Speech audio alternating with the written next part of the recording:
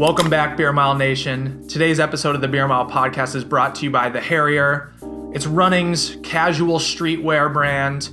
We got these amazing crew necks sporting the Harrier right now. This your nice streetwear. We could wear this around, be fashionable as hell. You also got all of your running related shirts, like the Craig Engels Afraid to Drink a Bud Light shirt. This is a great one, highly recommend.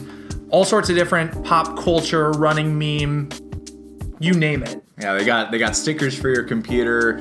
This is probably the only time I'm gonna get to wear this shirt because Jordan is going to steal it.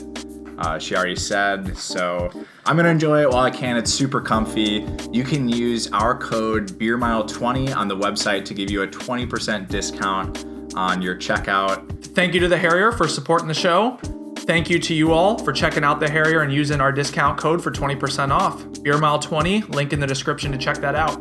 Also, if you're looking for a new running watch, don't look further than Garmin. They got the best running GPS watches in the game. Click the link in the description to get yourself or a loved one a new GPS running watch from Garmin. Any sales help the channel out, and we really appreciate it. Big news. Well, it's already been announced at this point, but we are sponsoring our first ever event, our first ever race, the Texas Qualifier, February 26th and 27th in Austin, Texas. The Beer Mile podcast, Beer Mile Media, we are the named sponsor on the men's Olympic 1500 meter race. It's going to be a hell of a race. Arguably the fastest race, the best field assembled in the US so far this year. You got all the heavy hitters. We're going to be there behind the scenes, getting some awesome interviews, footage of the races. All of that's going to be on our YouTube channel, Beer Mile Media. Make sure you're subscribed to Beer Mile Media on YouTube to get all of that when it drops. So we're really excited to be sponsoring an event, get that front access directly to each of those athletes and bring you that exclusive content. And any support that you're providing by clicking through to our link, sharing the podcast with your friends, with your family, rating us 5 stars on Apple Podcasts, or if you would like, you can make a donation to us on our Anchor page, link to that in the description. We've had 2 people support us. They pledged a monthly amount to support the podcast. So big shout out to Emily Donlevy and Saul Oros. We really appreciate you pledging and supporting the podcast so we can travel to these races, get you that exclusive content that you're looking for. Yeah, earlier, I think in the Emma Abrahamson video, we talked about me shitting myself. I was not on the toilet when Chris texted me that we did have, some subscribers that decided to donate a monthly. We'll call it an allowance. We'll call it beer money. But I almost shit myself because I was super stoked. It was awesome. We really appreciate you guys. Anything, even just hitting the subscribe button, really helps us put out content like this.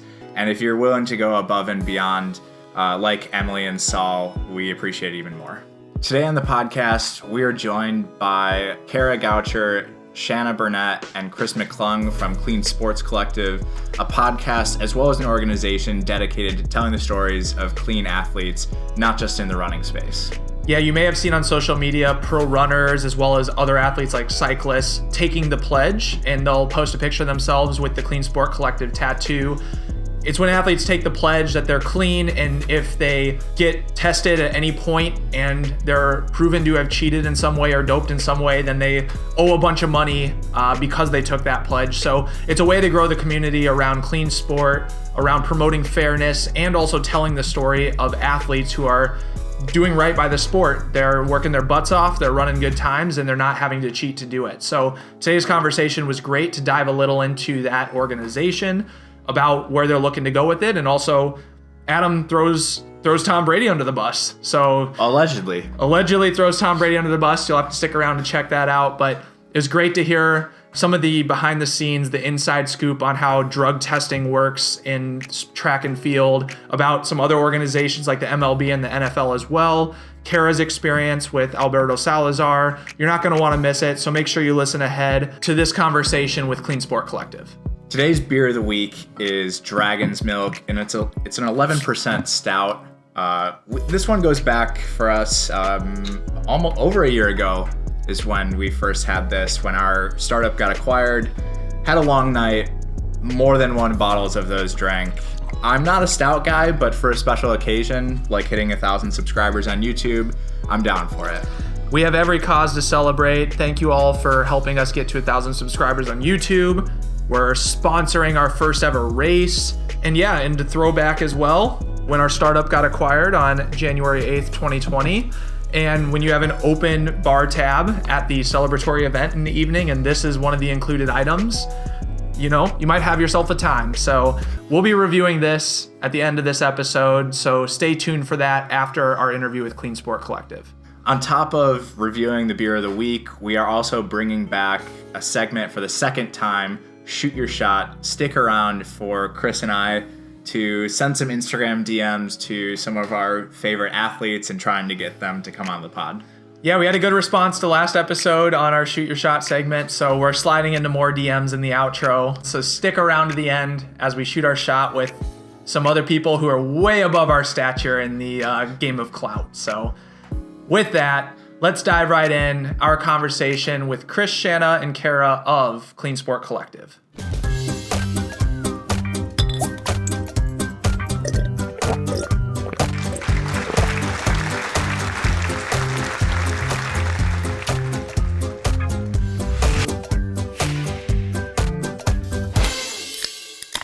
Today on the Beer Mile podcast, we're joined by Kara, Shanna, and Chris of Clean Sport Collective. Welcome to the podcast. Thanks, guys. Thank you. Thanks.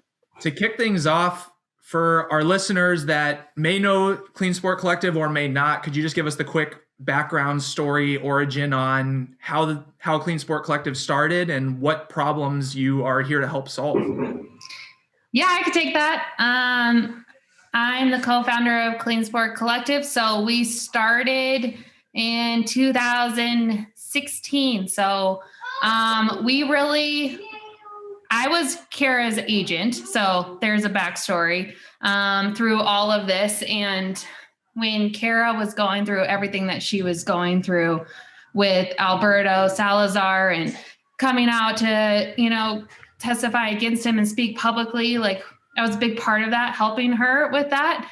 But literally it felt like watching your best friend go through a car wreck and you couldn't really do anything about it other than like navigate that for her. So really wanted to create something around really helping. So we launched this 501c3 and we had really good help and guidance from a board member. He's the CEO of Noon. His name is Kevin Rutherford. And then my husband, Kevin Burnett, who was at the time my co-founder at our agency, Modcraft, and really wanted to put something behind like actually doing something. I think there wasn't a lot of faith in the governing bodies or WADA, but really wanted to create a groundswell movement of athletes and brands and fans, doctors. I mean, we really wanted to create this pledge that anybody could take and that really show that this is a group effort. It's a collective effort to dope and it's a collective effort to be a clean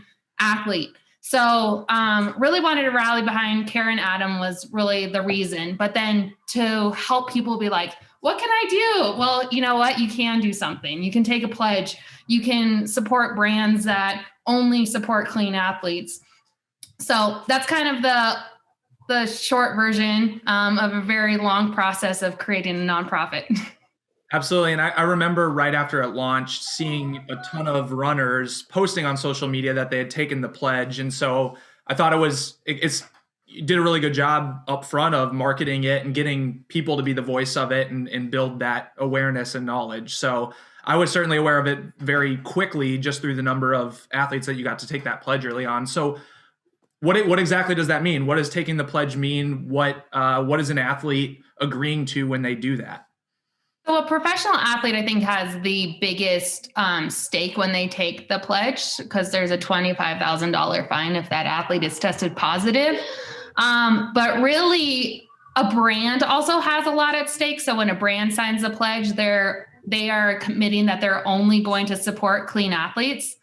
And anybody that's tested positive, then they do not support that athlete anymore. And that's where like we got a lot of traction too, because obviously the Brooks and the Sauconys of the world signed up instantly, but the Nike did not ever sign the pledge, So I think that's where it is. And then as a fan, you're pledging that you're going to support and cheer on clean athletes. So every pledge is a little bit different, considering where they are at life. Student athlete pledge does not take that same toll that a professional athlete takes. Got it. And has anyone ever broken the pledge? Has anyone ever had to pay the $25,000? Has that come into? I know, that's a good question. No, but we were really nervous, Kara and I, because Kara's been obviously a big part of starting this nonprofit too.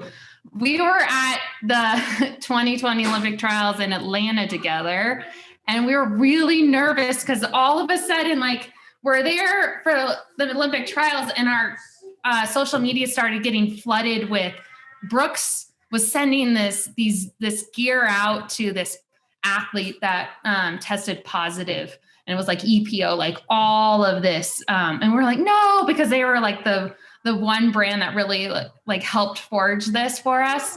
Yeah. But luckily, we contacted them, and it was an athlete that bought all the Brooks gear and was pretending that they were still a part of the team. And Brooks took to social media right away and said that athlete wasn't a part of the team. But that was the only situation where we thought it was going to get tricky, but luckily it didn't. That's scary. I feel like Brooks is very much like that, which I guess we don't really, a lot of athletes that we've talked to skate around painting these pictures around brands. But yeah, it's interesting, even around the stuff that Kara was going through with Alberto. We've talked to people before who are in the same circles, and for whatever reason, nobody ever says his name anymore, and I don't know why. Yeah, I think it's yeah, and it's complicated for athletes, right? They are sponsored by Nike, or who is funding his appeal coming up. So it's tricky for athletes. I totally understand.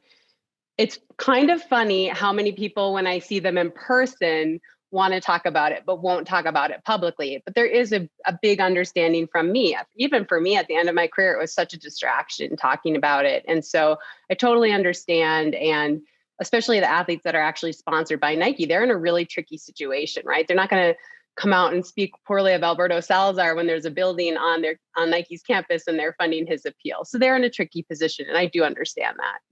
Yeah, absolutely. The Nike athletes that we've talked to, that's pretty much won't go on record saying anything about it, because exactly that. Nike's their employer. You got to make a livelihood. You don't want to lose your job. So curious from your perspective, and you talk a lot about this on the Clean Sport Collective podcast as well, around just the fear that I'm sure you felt when you were, coming out about everything and getting in front of it, and along with Adam talking about your experience with Alberto.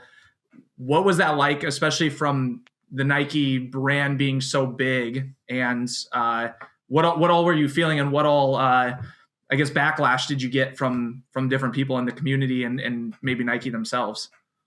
Yeah, half your listeners are going to think I'm a liar, and half of your listeners are going to believe I'm telling the truth. And that's just sort of how my life has become. Adam and I had been approached many, many times about why we left there. There was potentially a big piece that was going to run right before the Olympics in 2012. And we kind of avoided all of that. I felt like if I spoke publicly, that it would ruin my career. And so I was always I'll never talk about it publicly until either he's been found guilty or I'm done racing. But in 2015, BBC and ProPublica, they were going to do this piece, whether I was a part of it or not. It was 100% happening. It wasn't like these past ones where they needed more people on the record. And originally I said I wasn't going to do it, but Adam did it. So they flew out here from the UK and they interviewed Adam. And then I met with them right before they headed back to the airport. And it really started to bug me, that I wasn't brave enough to just do it, and I felt like it was time. I prayed about it. I talked to Shanna about it a ton. And then finally I just said, if you guys will come back over to the US, I'll go on record as well. And so, that was a really icky part of my life, to be honest. I lost a ton of friends. I lost some contracts. I had difficulty getting into some races after that. It was a lot more than I thought it would be, and it continues to be. Hopefully, with the appeal, we'll be able to finally put it to bed, but it's been really tricky, and it's definitely changed the trajectory of my career and of my life. And it's it's been tough, but at the same time, I don't regret it, not for a moment, and I would do it again. Especially the worst place on the internet, let's run message boards. Having read those more than I should over the years, there's always both sides, and like just doping in general, kind of multiple different angles on it. And I'm curious, so as a part of formulating the argument, like throwing out some of the common objections that people have, or like counter arguments that they may have, one of them, is it just a lost fight in general so if you think about, I guess, the world, painting it in kind of a bad picture. So capitalism, there's an incentive to cheat to win, to make more money, the reward risk ratio of any given action, and people are competitive, they want to win. So do you ever think about it from that? I'm looking at it from a very negative point of view in that regard, but do you ever think about it as like, this is a fight that's too big that we could to ever win, I guess, that we could ever accomplish having a clean sport, just in that there's so many incentives out there to cheat in many cases? I mean, I think about this all the time. I'm like prepping for the upcoming Court of Arbitration of Sport hearing, and I'm like, why am I fucking doing this? Like, why am I doing this? Like, why am I stressing out and spending so much of my life in this place that I don't want to be? I think Shanna and Chris and I have talked about it. I think that it is potentially a never-ending battle, but the thing is, like, when the days that I feel really defeated, I wake up the next day and I'm like, no, I'm not going to fucking stop. I'm not going to stop just because they have more power or they have more money or they're making my life difficult. And I can let Shanna and Chris jump in on their thoughts there, but I do get overwhelmed for sure. Like, I'm human, and it is a huge problem. Well, there's two other things I think that people maybe don't get right in the story. One is there's this mythology that the cheaters are always ahead, that they have more money, that they're smarter, that their science is better. And while that to some extent is true, that's the mythology that the governing bodies want you to believe as to why they can't keep up. When the reality of that story is that the governing bodies, many of them, not all, but many, don't care enough to solve the problem. And because of the politics involved, they would rather give lip service to the process of catching cheats than to actually catch cheats. And once you realize that if they cared, they could actually do something about it and real change would happen. And so part of this is, yes, we can catch the cheats. Yes, we can get ahead of it. There's examples of organizations that are taking big strides, USADA being one of them, on that path. But you have to have the will within the governing body. And part of our mission is to put pressure upward to hopefully change that will. And then the second part, to me, the more optimistic part of the story, is that in spite of those cheating, there are still just amazing, powerful stories of athletes that are doing it the right way. Part of our podcast, our mission is to tell those stories so that when fans watch, they know who they can cheer for. And yes, there's always going to be the negative stories that come out, but there's so much more power if you know who's doing it the right way and can really latch on to those stories. Yeah, I was listening. Yeah. Go ahead, please. I was listening to, I think it was an episode from last April, and I thought Chris had a really interesting mindset around like still finding, not getting disillusioned with the sport because there is like rampant cheating. Like, how do you kind of still like keep the flame and passion alive, even though there's so much cheating, doping, etc.?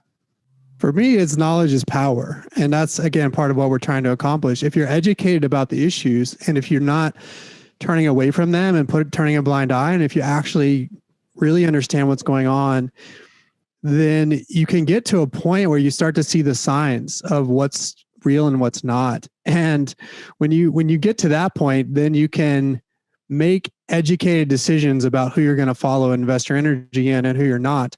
And for me, who's purely a fan, I mean, I'm not competing. I've never competed at a level like Kara. I'm just purely a fan.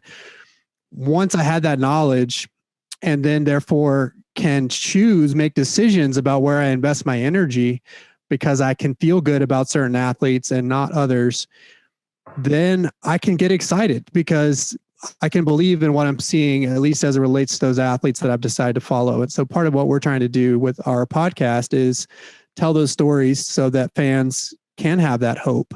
But you have to be educated. You have to be willing to look at the dark side and to understand it, I think, in order to stay on the positive side as well.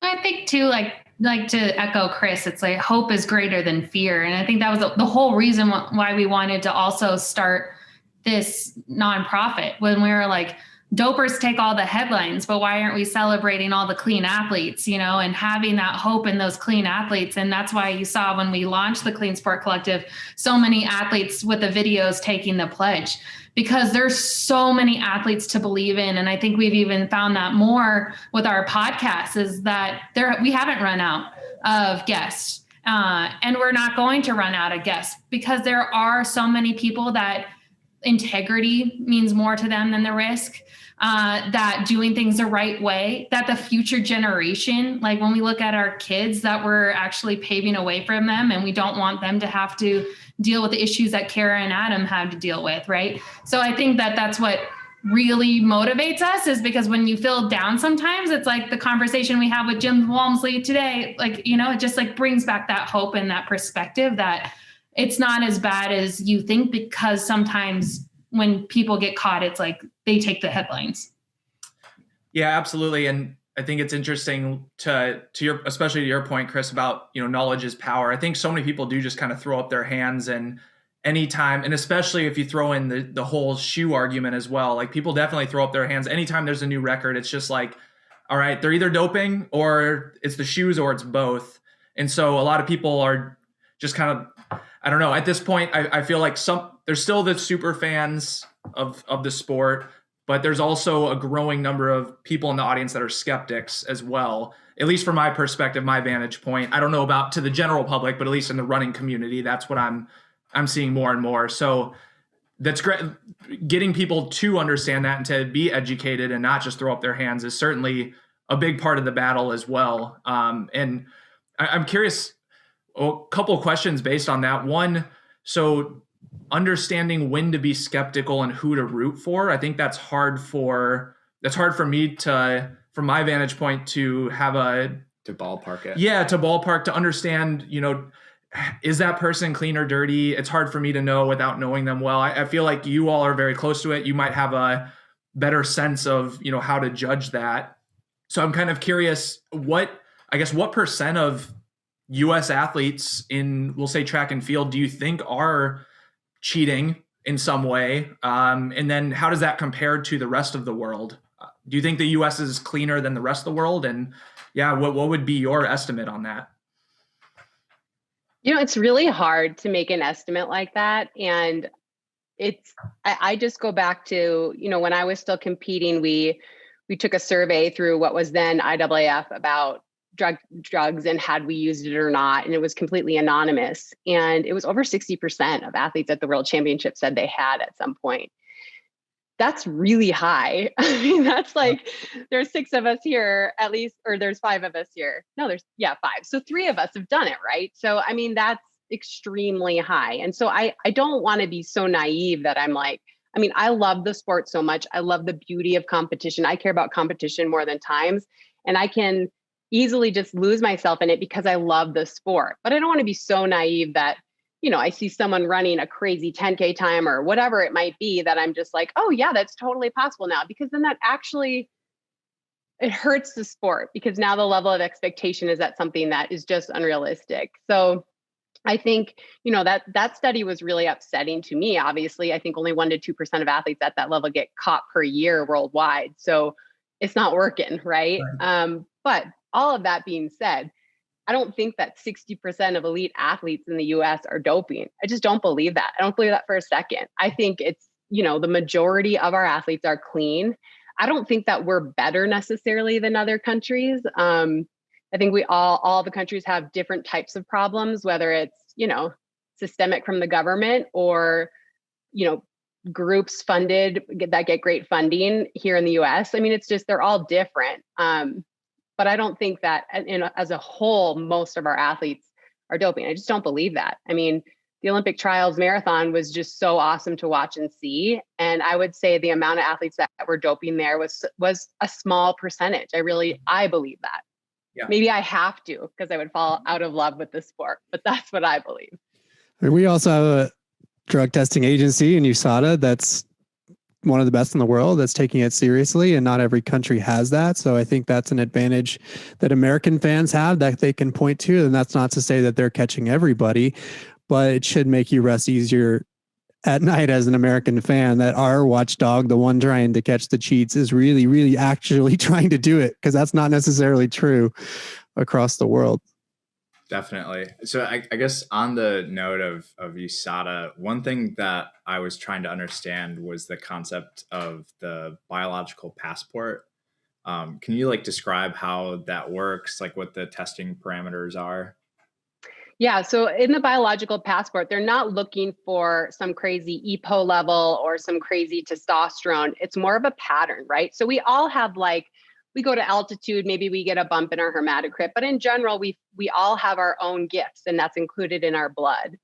And so the biological passport, what it does is it sort of tracks your information over time. And the more times you're tested, the better, right? Because you have this profile of your own blood. And so the biological passport, the way it works is you can see a number that maybe isn't like a positive number, that's like a red flag number, but it's such a variant from your history that it indicates that you need to be looked into more. And typically, I mean, people have gotten busted on the biological passport, but it really does is sort of tends to focus in on target testing.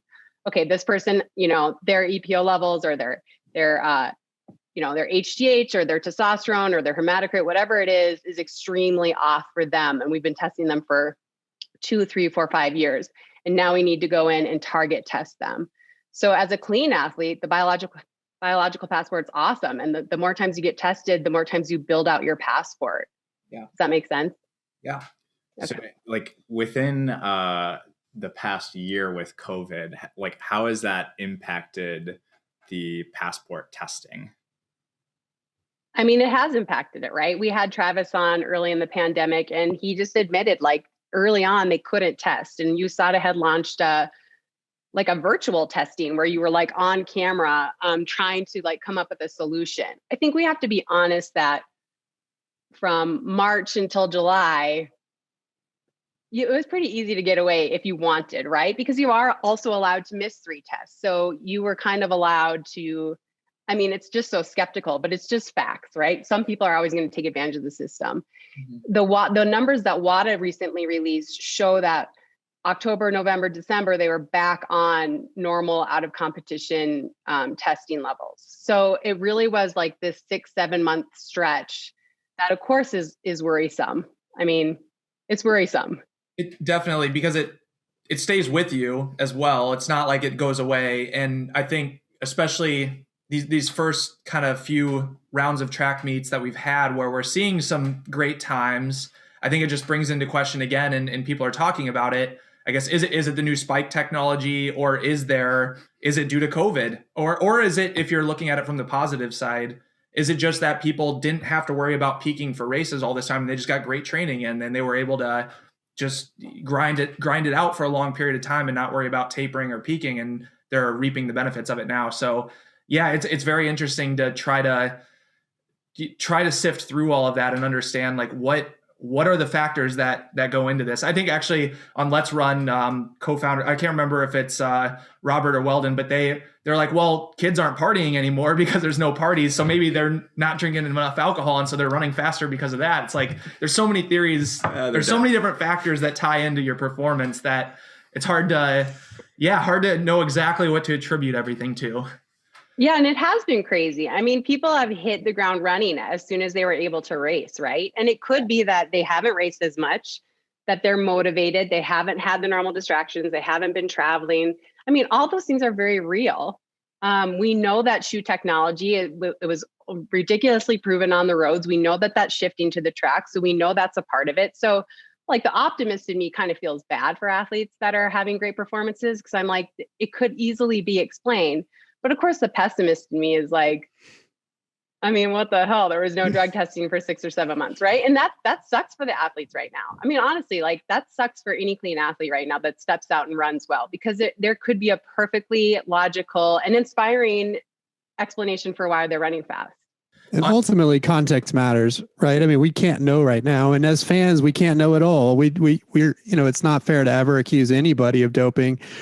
But again, what I like to say is, as a fan, you get to choose who you invest your time in. You're not the judge and jury, so you're not able to say that person's cheating, that person's not. But you can choose who you invest your time in. And as a fan, for me, I got to look at the context. And for individual athletes, it may take a while for me to build my understanding of what that person's results might represent to me, but that's okay. And I think for now, there's going to be a lot of wait and see as to how does this now play out over time, especially as we understand more about what the shoe impact really is. Yeah. So to me, the context over the next year or two will actually give us more information about what really happened right now.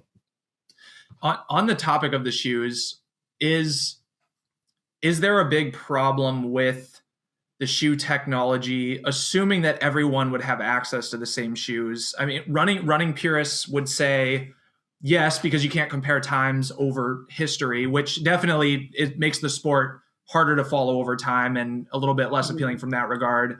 But at the same time, there's always been shoe technology, and you could argue that there's always been a better shoe than another shoe. So I'm curious what your thoughts. Well, I kind of know what your thoughts are on that, but for our listeners who maybe don't listen to you directly, talk about that, and whether is that really that big of an issue, assuming that everyone would have access to the Next Percents or the Alpha Flies, or is it still an issue? Big assumption. Yeah. Yeah. I mean, I'm a curmudgeon. The last big race in my career was the first race that Alpha Flies or Vapor Flies were used in, right? So I missed this part of competition and having to adjust. I think, I'm friends with Des Linden. Talking to her about it, hearing the way that she's had to readjust the game but still loves the game has helped me a lot. I don't have a problem with technology. I don't have a problem with, as long as it's across the board. Like, a lot of people will bring up the Cinder track, but once we went to Mondo and we had like a artificial track, like everyone was running the same race on that track at the same time. Yep. And obviously the shoes, I am worried that other companies are behind. We've seen that some people respond to Vaporfly 3%, some people get up to 8% benefit, right? So like all of those things worry me, but I am happy that we're finally getting to a place where it seems like all the other companies like woke up and realized like, oh no, this is happening. Like, we either have to like get on we have to jump on the board, or we're going to be gone. So I feel like it's starting to level out more and more, but the problem is we got to see the research on the original Vaporfly, and then we haven't on any shoe since from any company, not just Nike. We have no idea what the Hoka shoe does. We have no idea what the Brooks shoe does. So we don't really know that it's equal yet. But yes, in a hypothetical world, if you told me everyone was going to be equal, I'd be like, great. We just have to readjust what we expect time-wise, and we have a new baseline, and let's go. Ross Tucker put it well on our show, I think, or maybe on Twitter, but he said, it's a problem when you have to wonder if you change the shoes, if that'll change the result. Yeah. If who's wearing what shoe changed and the result changes, then that becomes a problem, because then it's about the technology in this arms race with footwear versus the actual athletic performance on the track. For sure. For the first time, I think you're a responder, right? Like, we're not talking about responding to, normal flat track spikes. So I think that even comes into the equation, right? Like, you take EPO, there's like levels of responders there too. So I think it just kind of makes it really gray.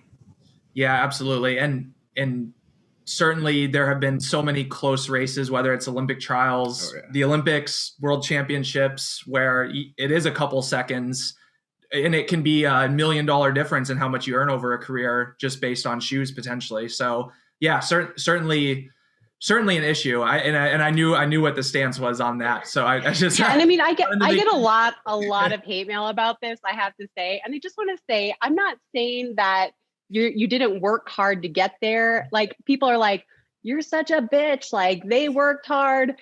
I've never denied that.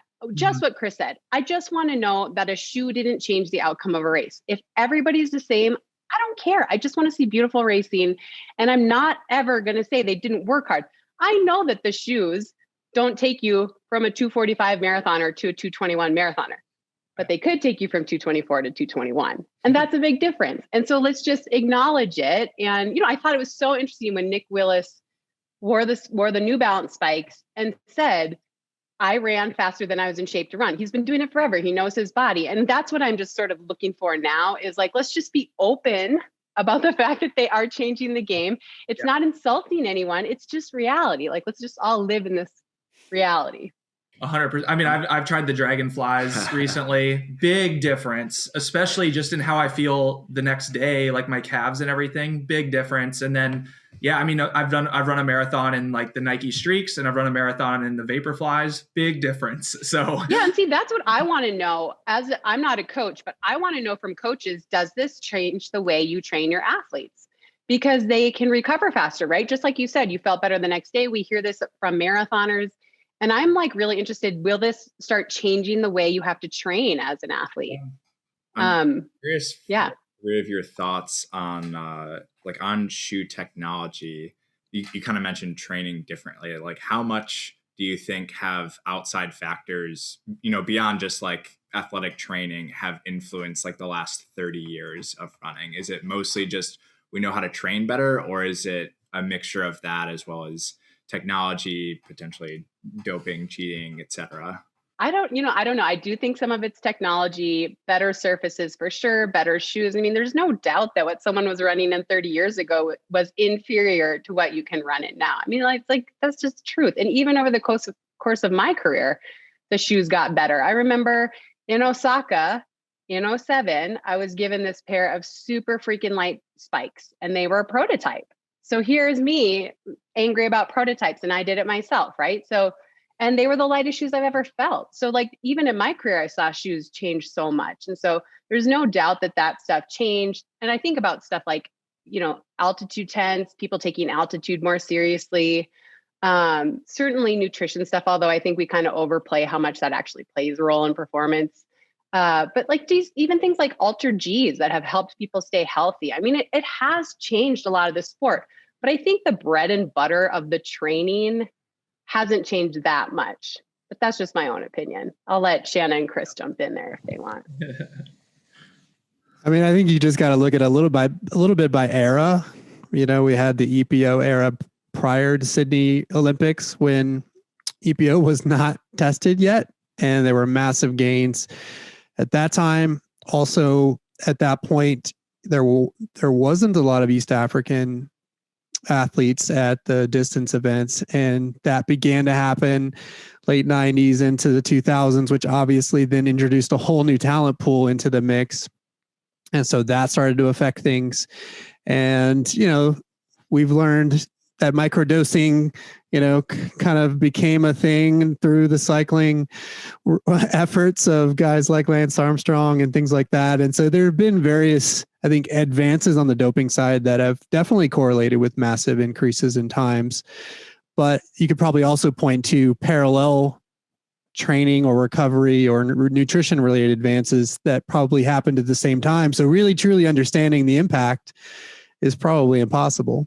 Well, I think that's also like that EPO era. You didn't even see an increase in times. You also saw how like these athletes were able to go harder in training, right? They were able to recover faster, and then they needed less recovery in between hard workouts.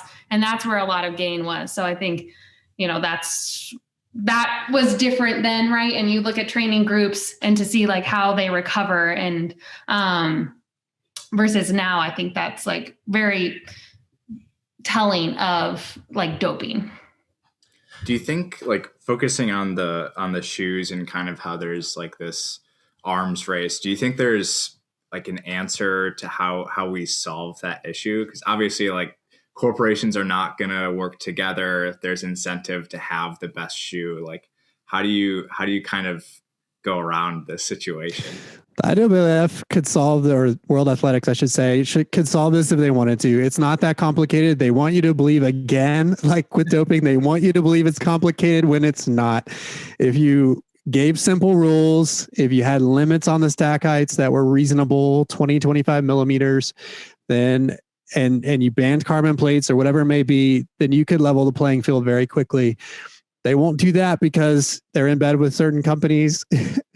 And that's unfortunate. I also think Stepco is doing a disservice to the sport. He's clearly the president of World Athletics. He's clearly latched onto this idea that advancing times is the thing that's going to get fans to to support the sport and build the sport. And I just fundamentally disagree with that perspective, but that's where he's put his bet or made his bet.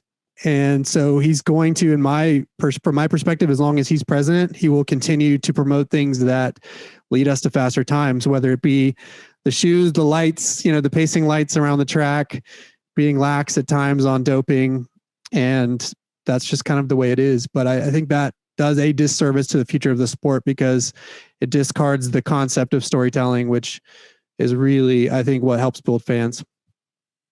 Yeah, I wish that World Athletics had the balls that swimming did when the suits came in swimming, right? And they were like, whoa, records are in free fall.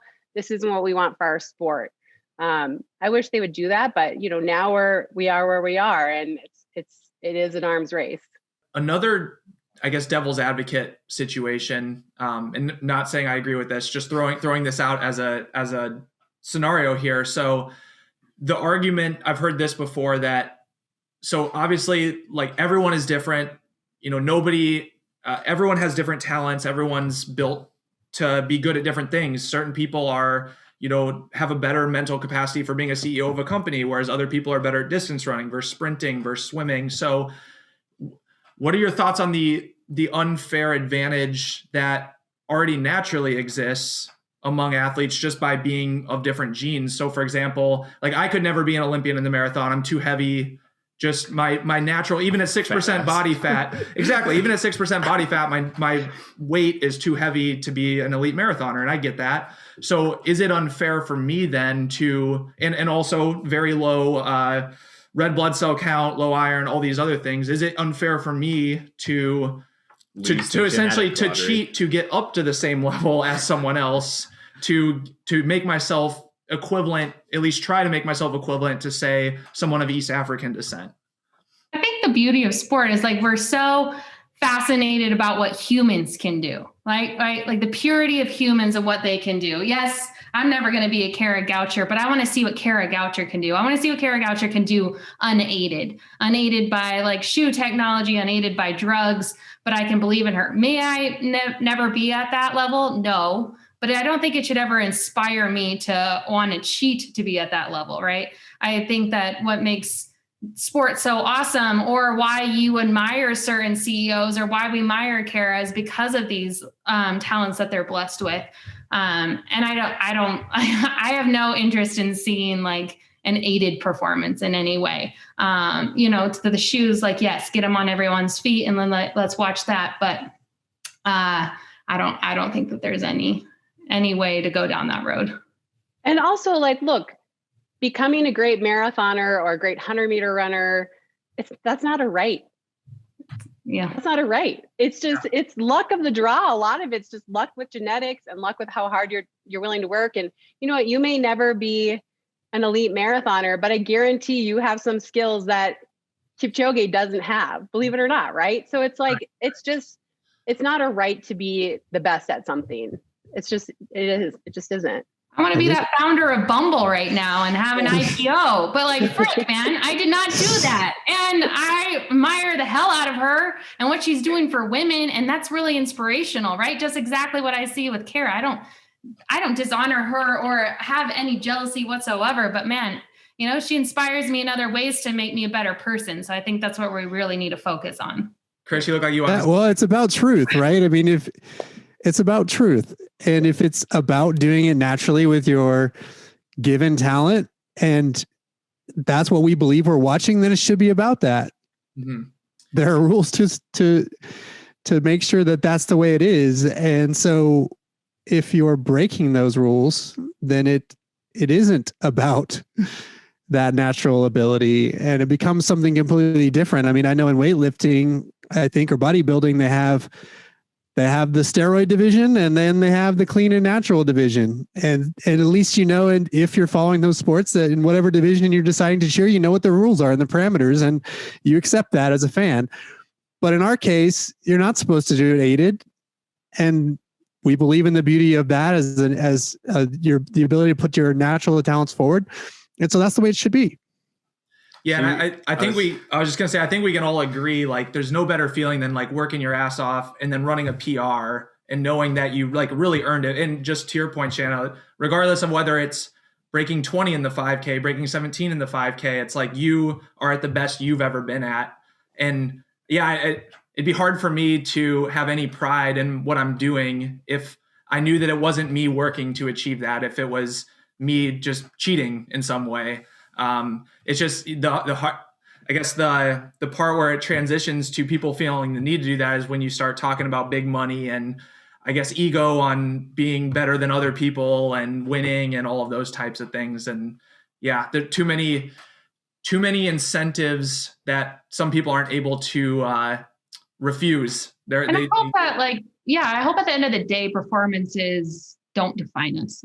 Like that we're more than performances, right? Like when I talk to like even my kids about this, like, who are you? What I really care about is your teachers are telling me about your character and that you're a good person and that you're doing things the right way. You may not be the smartest at math, and I don't care about that, but you need to show integrity in everything that you do. And I think that's what like we need to foster. And I think like even 2020's taught that in many ways, outside of sport, that integrity matters. And I of course, there's always going to be money at the line, but does that ever fulfill you? I hope not. Yeah. So I guess like a hypothetical question off of the steroid division. I think it kind of speaks some truth to the entertainment aspect of actually, true performances. Do you think that would help with the running situation where you have a lot of cheaters? But if we separate, like if we have like some unlimited completely division. unregulated, like go dope all you want, go do all the performance enhancing drugs, do you think that would make the sport, at least the one that everyone else is going to care about, more clean? Look at cycling, for example, right? Like how disheartened is every fan of cycling? I think that is like the WWE of endurance sports. Like, honest to God, was Lance a great cyclist? Of course. And that doesn't discount that. But there is nothing to believe there. And I think like you've seen that with the fan base. Like, gosh, I remember like being naive and cheering for Contador and, Lance being all inspiring. Now it's just a joke, right? And I feel like we all feel like we're dope, like a little bit duped because of that. So I think like that goes to show you that I think there's not a lot of trust or excitement around professional road cycling anymore. And I think there's your division of proof in a lot of ways. Yeah. Good answer. Agreed. Yeah. Growing up, there's the RAGBRAI, the bike ride across the state of Iowa, and Lance came and did an appearance there. This was before he was caught. And I remember it being like one of the highlights of my elementary school days. Like I got to ride with Lance that day. With 1,000 other people, but in that same group and wearing the yellow armband and all that stuff. And it's exactly like you said, you just feel like you were duped. And it's not to say that, he worked his ass off, obviously, but it still is just, it doesn't mean anything anymore. It's like that. Yeah, I don't care about you. And your success is like, I don't care about it anymore because of that. Oh, totally. I was like, Contador totally tainted me. It wasn't his fault. I didn't know at the time, and I'm like, oh my God, how stupid you be, and I had the bracelet too. And I had the Nike shoes to go along with it, like there was like that hope that you believed in, and you're like, it was crushing, right? Like we don't want to, I think that's too where when Kara and I were thinking about turning Clean Sport into a podcast, like one of our top ones that we wanted on that we still have not gone on was Brian Fogel, right? And then like, just because that documentary is like on one end, it's great. And on the other end, it's like infuriating. So, I think I don't know. I just think that cycling has really shown the way of where we really want to keep fighting for the purity, especially in running too. What's the ultimate goal then for Clean Sport Collective? There's probably not an ultimate goal. It's obviously it's a process, but where do you see this going, say, in multiple years? Is the goal to just continue to acquire the big like brands, meet directors, all of these people to be a part of this movement? And then also I noticed it's not just running, it's cycling, it's CrossFitters, it's obstacle course racers. So I'm curious as well, is that a part of the path forward, is branching into all aspects of sport whatever, basketball, NFL, are those all pieces of it too? Good luck with that. MLB. Yeah. So, actually. so we that is our pie in the sky goal, that everybody cares. And Shanna and I got to meet people from MLB and the NFL a couple of years ago at a conference, and MLB pretended to take us more seriously than the NFL did. They pretended, but like I would be so happy if every athlete that made that Olympic team this summer signed that pledge. Yeah. I mean, like, that would just be unbelievable for us and for the community. But yeah, our pie in the sky goal is that every brand is on there, every athlete's on there, and that we do infiltrate some of these bigger sports. I know that it's so unrealistic. I'm not like Pollyanna, but I just believe if we chip away a little bit each year and keep growing our base and keep growing the fans that are part of this, that maybe someday we could get something big like that. Yeah. And we do want everybody to know that, like, we would love Nike to sign the pledge. We would love that. And we would be all for that, because they have so much power in sport. They really do. They can change, just like World Athletics, sport overnight. They have that kind of power. So to see them like really participate and lean into clean sport would be amazing. And I think that is like one of the pie in the skies, is that they sign the pledge and we do something with them, because it's not like people think that we hate Nike. That's not the case. They just do things that are unethically wrong, and we're going to call it out. And that's why we wanted to start this, right? Like, we don't want to be beholden by sponsors and not be able to say things that are true. Like, that means a lot to us. And we did have an opportunity for a partnership with MLB before COVID hit.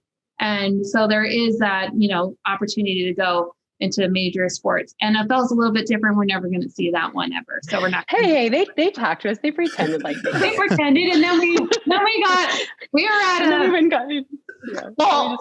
transparency. We were at a anti-doping conference in London. This is what Kara was talking about. We were sitting next to the guys that were in charge of doping from the MLB and the NFL.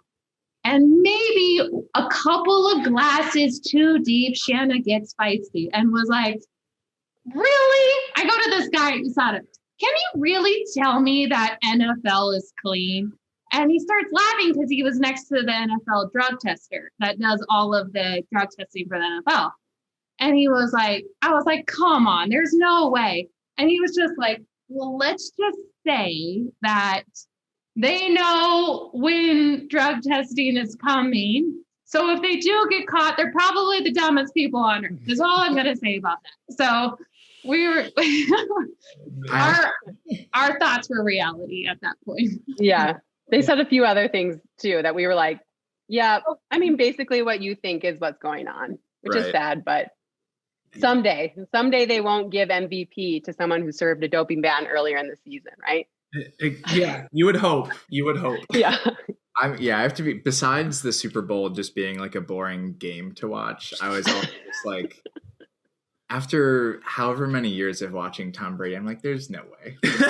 He looks like he's 17. Oh man, that's a call out. That is a call out. I know. I'm actually like legit nervous for you right now. You might need to edit that out. We don't know. Brady's like, I was gonna say. Listen, Edelman and Brady have the same trainer. So there's not much more you need to know. There's so much life hacking and clean eating going on. You guys are so rude. Yeah, he doesn't eat sugar, Chris. I mean, I could still be competing at the same age if I just didn't eat sugar. Don't you think that's like kind of? The reason why and we are going to get a lot of shit from probably. I mean, it's real, guys. It's real.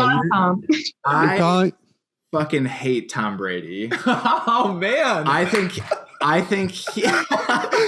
think he is detrimental to kids growing up because of like the hashtag TB12 method.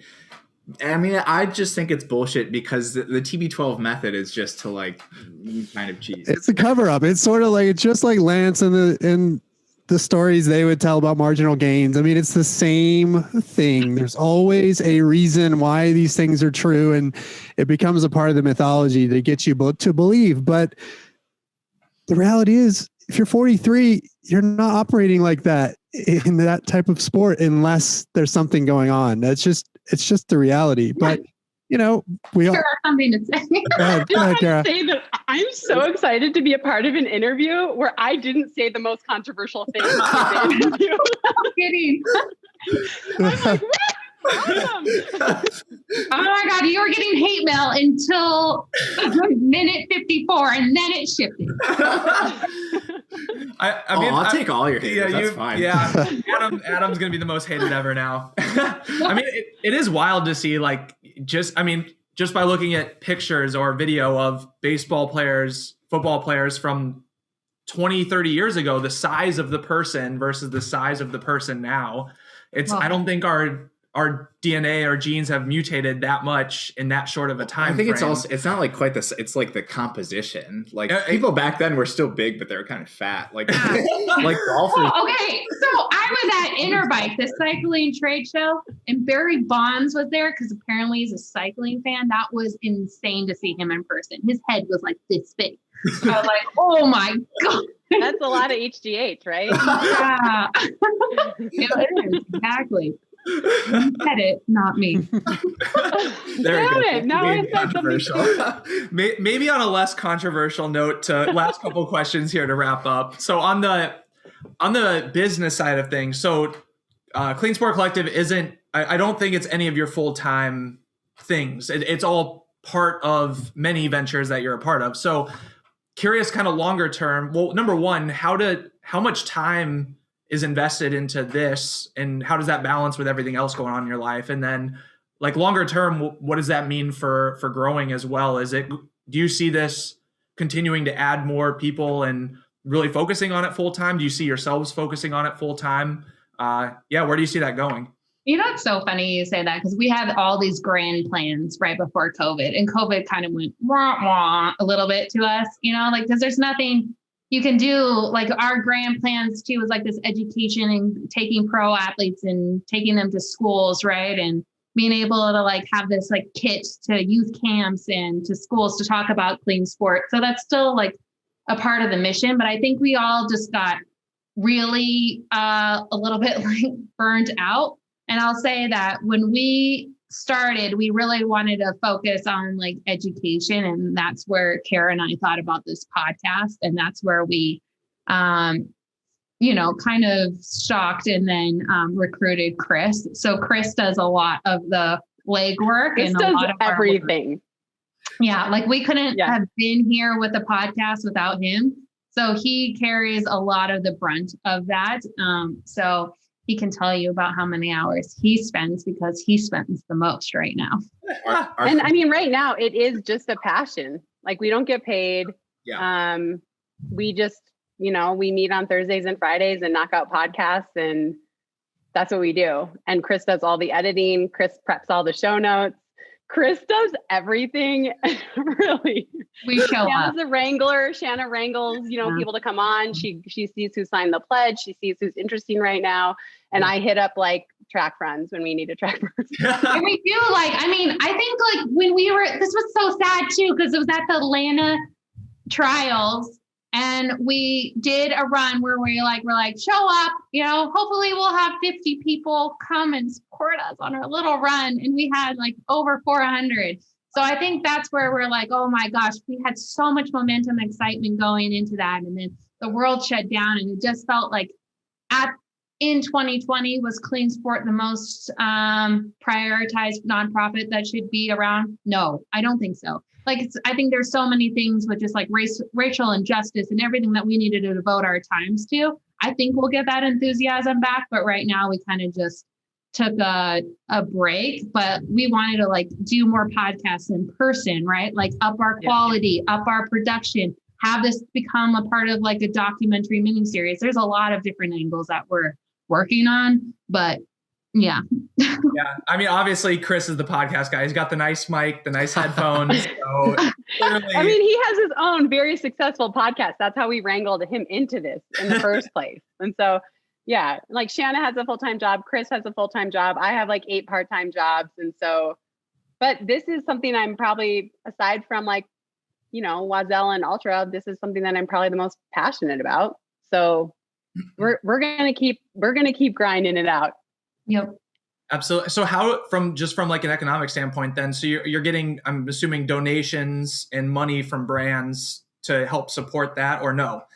So I was curious how the economics work. So like, especially longer term, if you were able to have money and donations coming in that you could then reinvest, I guess, in a podcast and building community, in hosting events, all of these types of things. Is that, I'm assuming that's part of the plan, but yeah, curious, is that apparently that's not the case today? USADA is going to make a donation. And then also, like, we do now have our monthly board meetings back on tap, thanks to Kevin Rutherford, who's not on this call. And we want to like really focus on getting these clean sports certified with these brands. And then like that would be a way to make income and start there. Right. But just, we'd put it back in. We need better equipment. Oh, yeah. We want to do our interviews in person as much as possible. And we want to go to events. We had such an amazing time meeting the clean sport community in Atlanta, and we want to be at major marathons and be at major track meets. And so we have no money right now, but when someday we'll have money, that's what we want to do with it. So what does it take then for us to become media sponsors? I notice on your website you have media sponsors. We're a media company now. What does it take? I don't know if it's going to be within our budget, but I'm curious what it takes. Because I mean, I'm serious. We would really love to support it. We'll absolutely take the pledge ourselves as amateur athletes. But yeah, what does it take?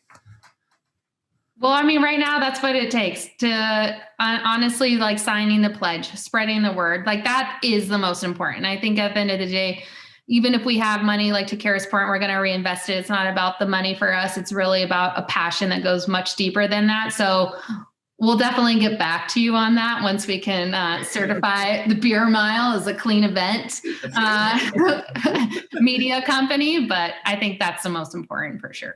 We should also mention, Shannon, that we had a conversation recently with a new sports league that I don't think we can talk about yet, but is coming, brand new sports league that came to us and said, hey, we want to start from the beginning, start from scratch, do this the right way from the beginning to establish clean sport culture. And they were asking us, what do we do to start from scratch and to do this the right way and to do it differently? And they're approaching it from a perspective of, we want people to be able to believe in our product, and we'll do anything we can to make sure that we get it right from the beginning. And so we've been brought in to help advise them on that, which could lead to some consulting arrangement for them, and then some licensing of our logo and so forth to show that they're clean sports certified. So that kind of stuff is really powerful and cool for us as well. Yeah, and they'll be legit. Oh, Chris getting back into management consulting. perfect. Yeah, I mean, we're hosting, well, not hosting. We are a name sponsor on the track meet, the Texas qualifier track meet in Austin on February 26th and 27th. So we're getting into that route of having coverage of meets, even though it might sound like we're a total joke as the Beer Mile Media Company, but that's kind of the point. We're trying to go a completely different route of not necessarily just news about running, et cetera. There's enough of that out there, enough kind of running podcasts. Well, maybe there's not enough. You could always use more, but we're really focusing on the angle of like telling the athlete story, which very much aligns with what you're doing as well. That's really our focus for the podcast, is to not talk about running a ton, but to get to know people and get to tell the story. Because I think that'll help. Hopefully, at least our hypothesis is that will help grow the sport a lot as people get more connected to the athlete, similar to what you're talking about with someone that you can like truly believe in, that you can root for. That's what we're trying to do as well. So we're looking at sponsoring races, and we are sponsoring our first race, and yeah, we're awesome. We're going so media love does that. a lot. So don't ever there's a big responsibility in media, right? I mean, I know, like, my husband worked at Velo News. All those editors knew that Lance was doping, right? They definitely did. And I think when it comes to Kara and being able to go somewhere, it was a media company that she trusted. So I think that's awesome. And I think there's a lot of responsibility there. And I think that's a main part of like signing the pledge as the media, is that you're telling those true stories and making sure that, the fans know what's true and not versus like what So I think that's really awesome. That what you guys are doing is so important, because I do think the storytelling is what's going to attract more fans, not the fast times. They can't relate to any of the times. They can't relate to them now. They can't relate to them if the mile is 4 seconds faster. but the storytelling is what changes things. And I have to say, just the three of us, like the athletes that we have interviewed, we all start following them. Like we are invested now that we know who they are as people. And I just feel like that's been such a miss in the way we commentate track meets and commentate marathons. If you talk about them as people, they become interesting. And now I'm invested. I need to see how this goes. When you just talk about world record, it doesn't really matter, right? I mean, it does. Of course it does. But for the general fan, that's not going to rope them in. Man, we might have to pay you a consulting fee just to clip that for like the tagline of the podcast. You can win connection. Yeah. Yeah. When track meet commentary is just about the runner's previous poor performance or good performance, or when you start talking about body image and start talking about women's bodies as a commentator, and that's all you have to say.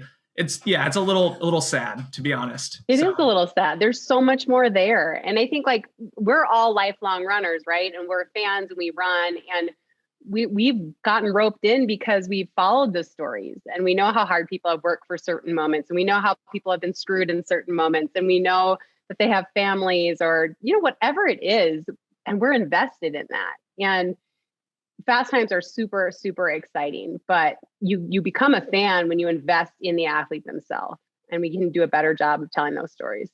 Definitely. Well said. Well said. On a lighter note to close out, I guess we got to ask, being the Beer Mile podcast, have any of you done a beer mile before? Hell no. Oh, man. I have not. Kara's been in a relay, right, Kara? I've been in a relay. I have to say, my fitness is horrendous at this point in my life, but I'm so efficient at drinking beer that I actually think I could be better now than I did when I attempted it before. Let's talk about your rosé mile though, really quick. Ooh. Kara. Why? Too bad she's gonna die when she was like done. I'm like, they're good or had a, how they do all those crazy miles. They did a rosé mile for Kara in Santa Barbara, and I thought she was going to puke at the end for sure. I didn't though. You did not. I won. Is it what, like 5 ounces of rosé? Is it like an entire? It was a whole bottle. Oh man, yeah. I didn't know. Heading there, I thought it was going to be like a half a bottle, and then we get there, and I'm like, so like, is it like a small glass per lap? And they're like, oh no, it's a bottle. So you just. And I was like, I was like freaking out. I was telling Shanna, I am going to get drunk, and people are going to have pictures of me so drunk. But like I'm competitive. You go up. You gotta. I have to win. Yeah. Yeah. Respect. Yeah, I was gonna say that sounds way harder than a beer mile. So I think you're fine. Awesome. Yeah, I think it's fun. Yeah. We did drink wine later that night too, if that counts. We did. Yeah. Bounce back. All right. How about just your favorite type of beer for each of you? I like the Reverend from Avery. Do you guys know this one? I know Avery, but I haven't tried that specific beer. So it's kind of like a triple. I like the triples. I like the triples too. Shanna's the one that got me on that, but I do like a White Rascal as well from Avery. Oh, heck yeah. I've had that one. Yeah. Really good. That's good. We've got a local brewery here called Hops and Grain. I'm a big fan of their Zoe, which is kind of like a hoppy lager. It's not full IPA, but it's got some hops edge to it. So anyway, really good. Zoe, Hops and Grain. Ooh, Saisons in the summer too. Those are my Of course. Yeah, Of course. We're with you on that. Absolutely. I feel like we need to just hang out and like have a beer now. I know. I got a dunkel. Guys, why am I? I'm the only one from Clean Sport with a beer. That's that. Bedroom, you're in your bar. Yeah, exactly. Inspired. That's why we started at just the tradition part of the podcast is we'll drink a new beer each podcast while we're recording and then review it at the end of the show and the outro. And it's an excuse for us. It's like we're working. So like we have to drink. Like yeah, obviously. So what are you drinking? So this isn't the one we're reviewing. This was just a show beer. We're going to review the Dragon's Milk. It's a bourbon barrel stout. So Nice. We're going to review that one after this. Sounds like a Friday night beer. Exactly. It's perfect to record on a Friday. That's what you just tell the wives. Like, we're working. We're working. We have to have it's this. for work. Sorry. No. Obviously. Awesome. Thank you so much for coming on. It was great to chat, and hopefully we get to meet in person at some event here in maybe not near future, but I guess unless Chris, are you in Austin? In Austin, yeah. Okay, are you going to be at the Texas qualifier? When is it? What's the date? 2 weeks from today. And the marquee events are Saturday evening, I believe. So the 27th. There's going to be some good people there, Chris. Yeah. You should definitely get your ass I'll probably there. be there. Yeah. I mean, I'm racing the next day on a trail race, but yes, I'll be there. Cool. So yeah, we'll figure it out. Might see you there. We're the media guys. We're working with Chavez and Merber, and awesome. We're the media dudes. So we'll maybe we'll see you there, and Shannon, we'll hopefully meet you at some point at some event when it's more kosher for everyone to get together and hang out. Tell me about your sweatshirts really quick. I know. We have I love them. Oh, thank you. We have this is a podcast sponsor called The Harrier.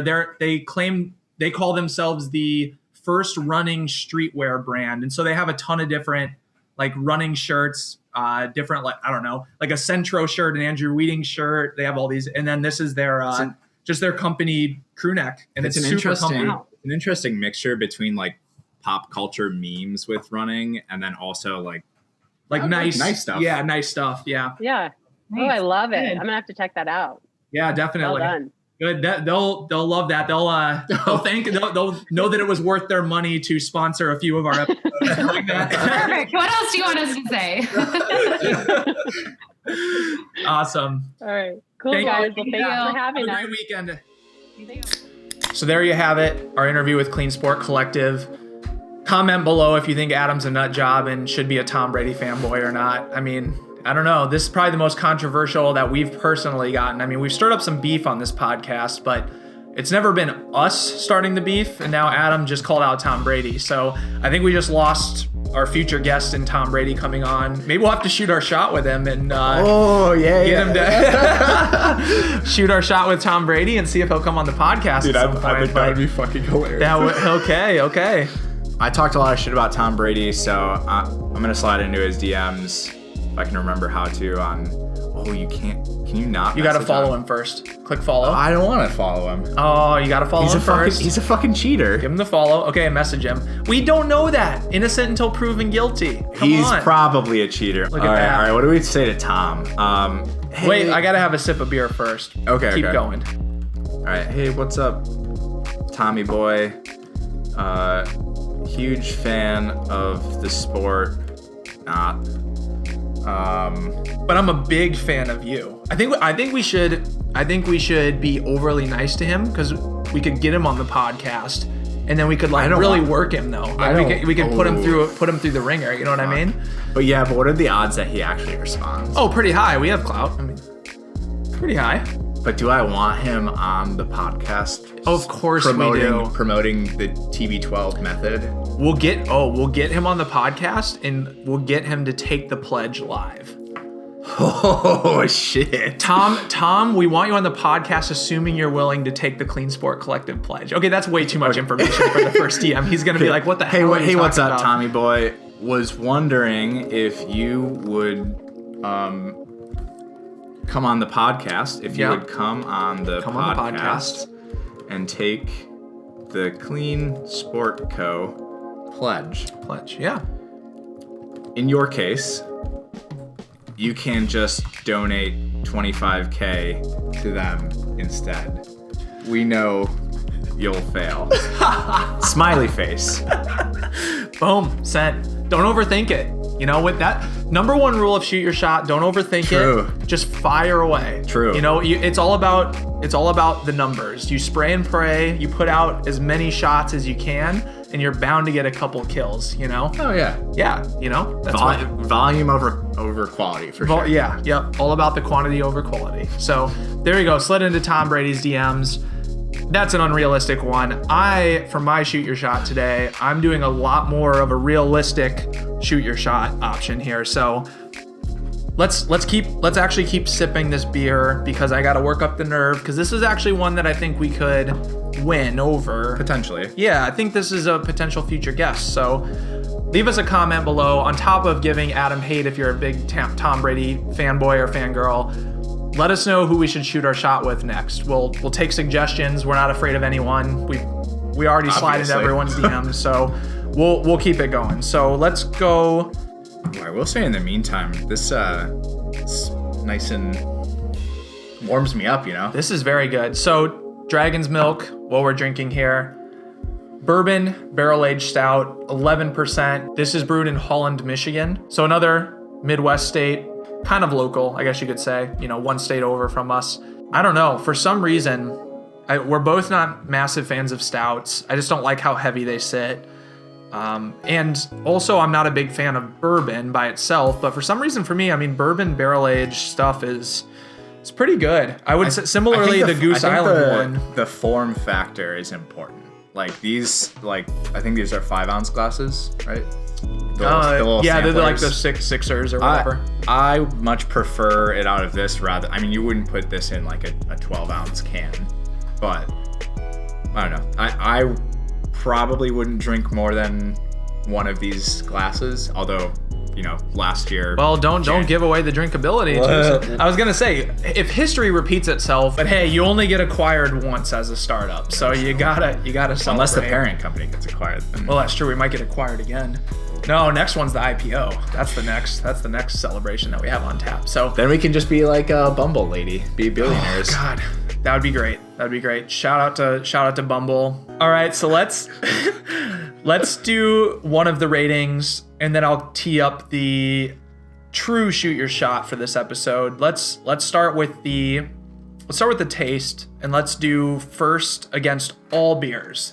Okay. Against all beers, if you're sitting down and you're just want a tasty beer, where does this rate on a scale of 1 to 10? Okay.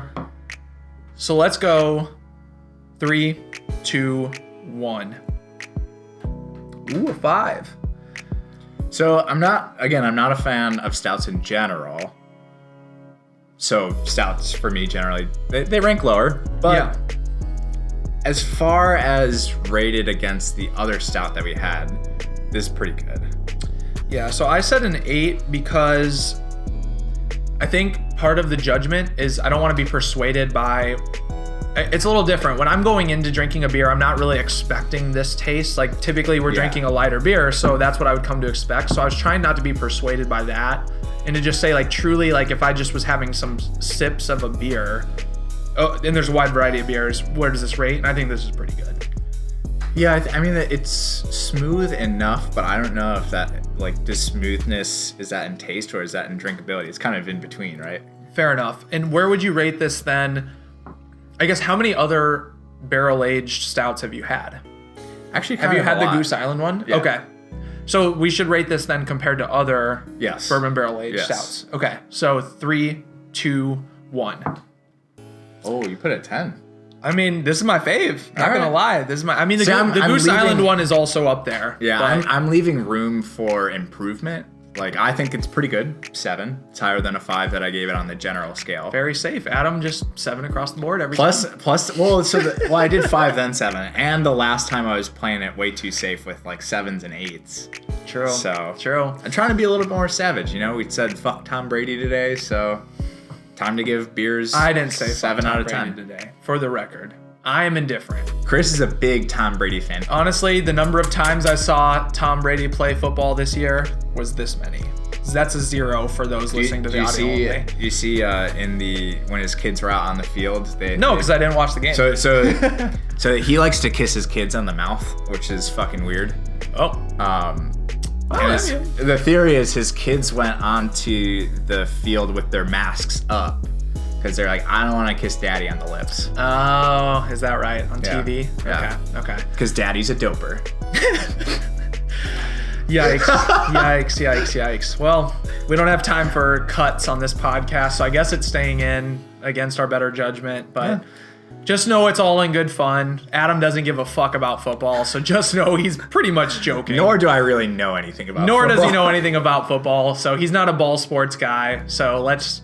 Well, wrestling. I mean, there's balls in wrestling. Oh, that's true. That's true. Give someone, what do you call it when you plug up the hole from behind? You gotta check the oil. Checking the oil, baby. You should know that. You're from Iowa. Yeah, checking. I know. I'm from a wrestling state. Checking the oil. Okay. That's fucking hilarious. But let's get into the drinkability while I introduce who the true shoot your shot is with today. We're in the search. Oh, and it's in a recent. Oh, who are your other recents? Let's see. Oh, all right. Yep. You know, Nice. Just take a look at my recents if you're watching the video version, and maybe you'll have some ideas about who some of the next guests are on the podcast. Ooh. That's all I'm gonna say. So, the man Jakob Ingebrigtsen, he's pretty fast. I don't think I need to say who he is. I think everyone knows who he is. So, I'm gonna message him. We're gonna get him on the podcast. Not only are we gonna get him on the podcast, we're gonna get at least one of the other brothers as well, Philippe or Henrique. So. Yeah, we talked a little bit about DNA in this podcast, but like literally just put him and his brothers on the pedestal. I mean, they have pretty solid genes. Yeah. He did also start running when he was a little tyke, so that probably doesn't hurt. Sure. And he dedicates his life to it. But either way, we got to get him on because he's a beast. So right, how so do let's we? What's out. the hook? Like, do you go with the angle of, hey, big fan, we want you to come on to make him feel good, or do we go with the angle of, well, we don't want to insult him because then he just won't respond. Sure. Like, what angle works to get him on? I think. Or do we just go like very safe? I wouldn't call it safe. I think we try and flatter him. Yeah. Okay. I think we try and flatter him, and then we float the idea of just like, hey, like I have a running related podcast if you ever want to come on. Because I feel like whenever more low key. I've gone super in depth about the podcast, it just ends up being a wall of text, and like we've gotten walls of text, and I'm like, I don't want to read that. That's true. Okay. Hey, Jakob. Way to crush that 1,500 meter daddy. Ooh, with do I have like to do that? With like the 100 emoji and like the fucking. Oh, wait, do I say daddy? I'm not gonna say daddy. Yeah, come on. I mean, I'd say it. Come on. You should do. I would do like the blowing steam out of your nose face. The blowing steam. Yeah. Wait, why? I'm not like a young guy, so I don't know these things. Blowing steam, is this a thing? No. Blowing steam. Jesus Christ. Oh, I just saw it. Wow.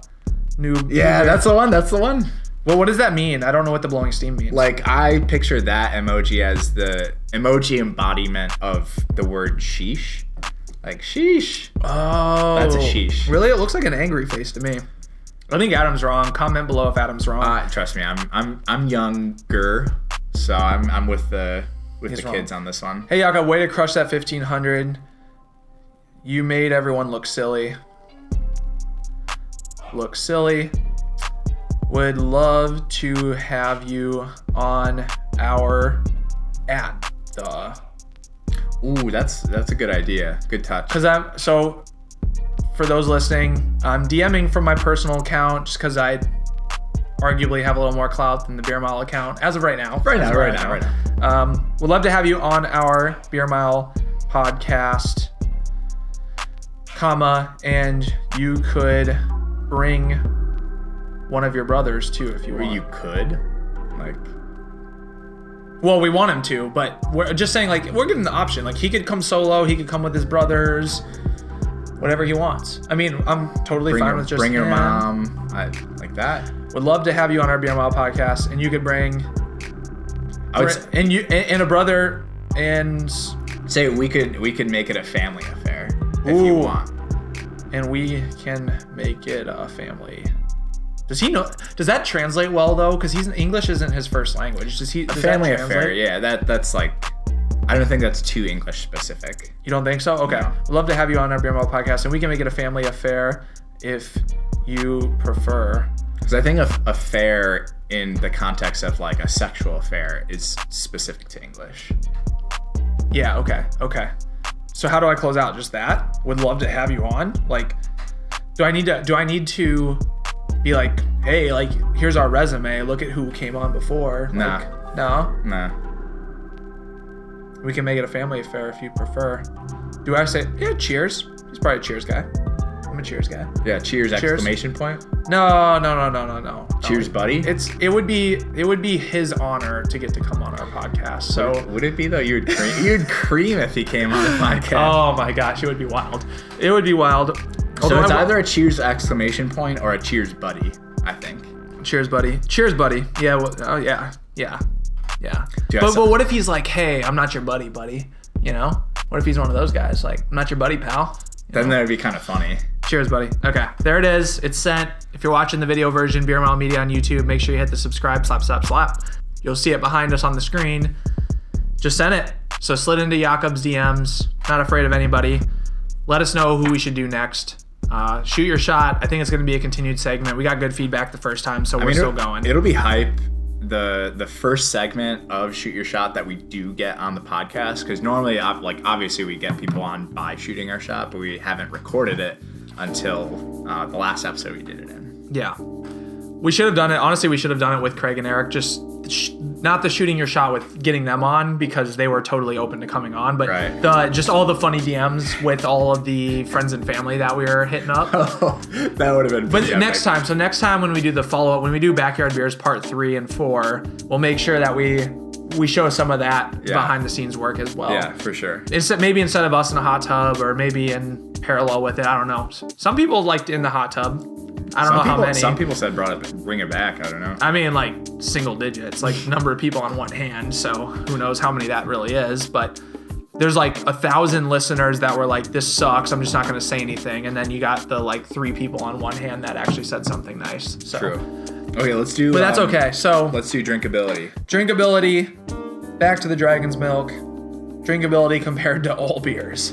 All right. I think we know where this one's going. Counting down from 3, 2, 1. Yeah, 3. Yeah. 3 for both of us. Yeah, I mean, for a stout, well, for a high alcohol content beer, sure, it's solid. But yeah I mean, how would you rank it against like wine or like traditional like bourbon, whiskey, like whatever? Yeah, I'm just not a big wine guy, so yes, better than both of those. I would rather sip this, because this doesn't get gross to me, I guess. Well, I don't know. I guess when you sip bourbon or whiskey, you also kind of adapt to it, and it doesn't get worse over time. I would still prefer this over wine and bourbon though, or whiskey, or anything neat. I'd prefer this. Well, you're never supposed to have whiskey neat children. I'm sure Des Linden would tell you that. Yeah, our girl Des. Yeah. Speaking of which, maybe an idea for Shoot Your Shot next time. All right. I'd be down. Okay, so ranking general was 3 for both of us. Let's do drinkability compared to other stouts. All right. Why are you smelling it? You're trying to be like me. Because I'm very sophisticated, very educated, whatever. Very pinky out kind of guy. So didn't even go to Stanford. Didn't go to Stanford, but I did hang out with Sandy Cheeks and SpongeBob a lot. So here we go. Pinky out kind of guy. When in doubt, pinky out. Okay, enough rambling. Yikes. For the 1 out of 1,000 listeners that are still here, thank you. Let's close this out.